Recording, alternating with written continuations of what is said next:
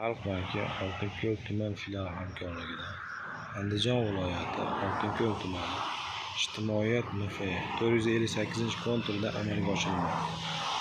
Bu yerga kartoshka mahsulotlari ekilgan. Maydonning hajmi 9,99 gektardan iborat. Maydonning uzunligi 500, eni esa 200 metrdan iborat. Bu yerga ekilgan ekinimiz zamonaviy usullar bilan parvarish qilinmoqda. Har hafta sug'orish ishlari tabiiy va mineral o'g'itlar bilan oziqlantirilmoqda.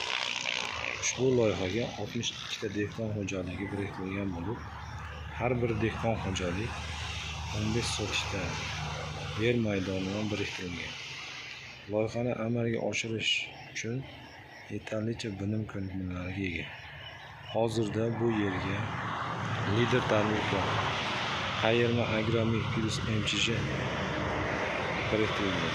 Ushbu loyiha bo'yicha har bir gektardan 18 tonnadan jami 180 tonna hosil olish kutilmoqda.